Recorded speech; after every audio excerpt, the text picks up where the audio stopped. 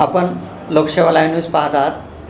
आपण बिलोली येथे THO साहेबांकडे आलेलं आहे की सध्याच्या स्थितीमध्ये तापमान खूप वाढलेलं आहे आणि परवालाच राष्ट्रीय मलेरिया दिन साजरा करण्यात आलेला आहे. त्या संदर्भात काही महत्त्वाचे प्रश्न आहेत, ते आपण सरांना विचारूया की या संदर्भात काय उपाययोजना व याविषयी या ठिकाणी काय प्रक्रिया चालू आहे हे आपण THO साहेबांना आपण विचारणार आहोत. सर नमस्कार. नमस्कार. मी डॉक्टर वाडेकर, तालुका आरोग्य अधिकारी, बिलोली. सर परवाच मलेरिया दिन साजरा झालेला आहे. त्या संदर्भात आपल्या बिलोली तालुक्यात हिवताप मलेरिया याविषयी परिस्थिती कशी आहे आणि काय रुग्ण वगैरे आपल्या तालुक्यात आढळले आहेत का? 25 एप्रिल 2026 हा आपण जागतिक हिवताप दिन व 25 एप्रिल ते 30 एप्रिल हा जागतिक हिवताप सप्ताह म्हणून आपण साजरा करतोय. ह्या सप्ताहामध्ये आपण आपल्या तालुक्यामध्ये 5 प्राथमिक आरोग्य केंद्र आहेत, 20 उपकेंद्र आहेत. त्या ठिकाणी कर्मचारी कार्यरत आहेत आणि प्रत्येक गावामध्ये आशा कार्यकर्ते आपले तिथं कार्यरत आहे. यांच्या माध्यमातून या सप्ताहामध्ये रॅली काढणे आणि या हिवतापाबद्दल जनजागृती करण्याचं काम आता सध्या चालू आहे.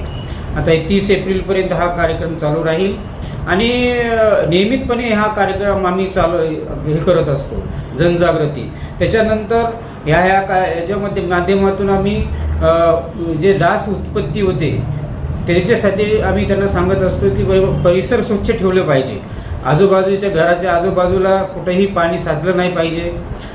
जर साचत असेल तर त्याला वाहतं करणं गरजेचं आहे.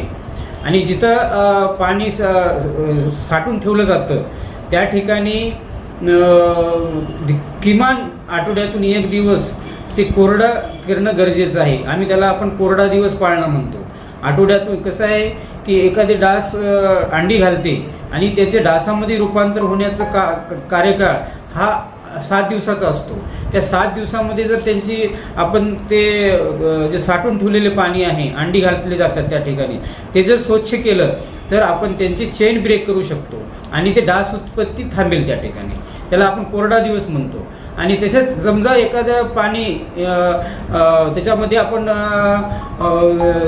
काय म्हणतात कोरडा करता येत नाही, ते मोठं रांजण असेल, मोठा हौद असेल, त्या ठिकाणी आम्ही काय करतो की आबेटिंग करायला सांगतो. आबेट नावाचं एक औषध आहे, जे ते औषध त्याच्यामध्ये टाकलं तर ते जे डास आहेत अंडी घातलेले आहेत ते मारले जातात. त्यामुळं जर समजा मोठा हौद असेल तर त्याला आपण आबेटिंग करून घेतो. आणि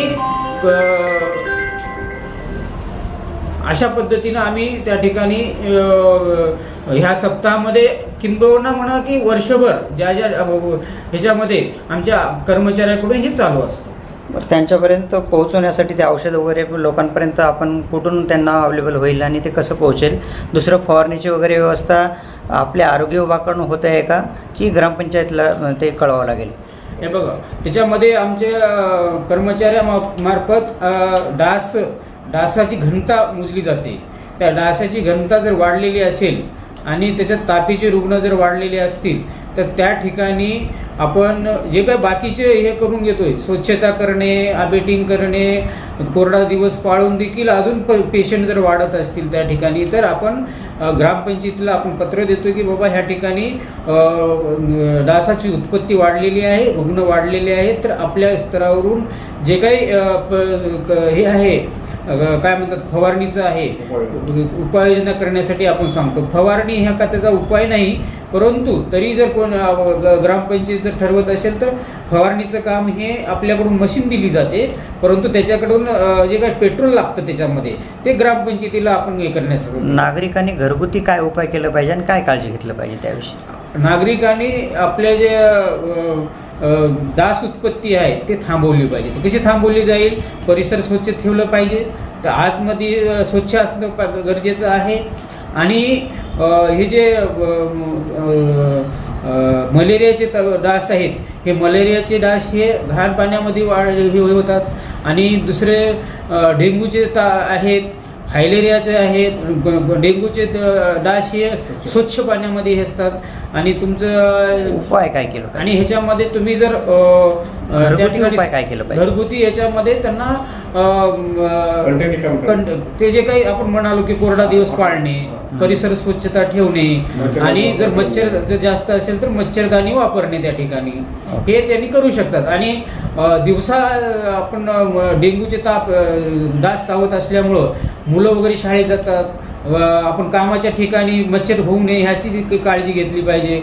आता आपल्याकडे काही स्किन म्हणजे अंग हातपाय पूर्ण झाकले गेले पाहिजेत. काम करण्याच्या ठिकाणी मुलं जातात त्या शाळेमध्ये फुल शर्ट असलं पाहिजे, पॅन्ट असली पाहिजे, जेणेकरून डास चावणार नाही. अच्छा, आता उष्णता खूप वाढलेला आहे, तर ह्या संदर्भात उष्णता टाळण्यासाठी किंवा उष्णतेसाठी काय उपाययोजना करतील, काय आता सांगता? खरोखरच फार महत्त्वाचं आहे हे. आता सध्या टेम्परेचर फार वाढलेलं आहे आणि अजून देखील वाढण्याची शक्यता आहे. ह्या ह्याच्यामध्ये उष्माघात होण्याची शक्यता आहे. त्यासाठी आरोग्य विभागाच्या माध्यमातून आमच्याकडे 20 उपकेंद्र आहेत आणि 5 प्राथमिक आरोग्य केंद्र आहेत. 5 प्राथमिक आरोग्य केंद्राच्या ठिकाणी उष्माघात कक्ष स्थापन केलेले आहे, ज्या ठिकाणी कॉट रिझर्व ठेवलेले आहे त्याच्यासाठी रुग्णासाठी, आणि तिथं कूलरची व्यवस्था त्या ठिकाणी करण्यात आलेली आहे. मी आव्हान करतो लोकांना की बाबा विनाकारण घरच्या बाहेर पडू नका. काम असेल तरच पडा आणि जात असताना पूर्ण अंग झाकून घ्या. डोक्याला टोपी घातली पाहिजे किंवा रुमाल बांधला पाहिजे आणि पाणी जास्त पिलं पाहिजे. आणि कुठलंही पाणी याच्यामध्ये पिऊ नये, जेणेकरून अजून दुसरा परिणाम होऊ शकतोय. त्यासाठी स्वच्छ पाणी आणि वारंवार पाणी जास्त पिलं पाहिजे. हे त्या ठिकाणी मी आवर्जून यांना आपल्या माध्यमातून त्यांना सांगू इच्छितो. दुपारी 12 ते 4 त्याच्यामध्ये कसं आहे की बाबा आता ऊन लागलं, आपण म्हणतो ऊन लागलं त्याचे लक्षणं काय आहेत, तर माणसाला चक्कर येऊ शकते, चक्कर येते. याच्यामध्ये स्किन कोरडी आपल्या कातडी कोरडी पडते, घसा कोरडा पडलेला जातो, डोळे आतमध्ये गेलेले असतात. हे उष्माघाताचे लक्षण आहे. जर असं कुठं आढळून आलं तर लगेच दवाखान्यात जाऊन त्यांनी औषध उपचार करून घेण्यासाठी मी आवाहन करतो. ओके, धन्यवाद सर. थँक्यू.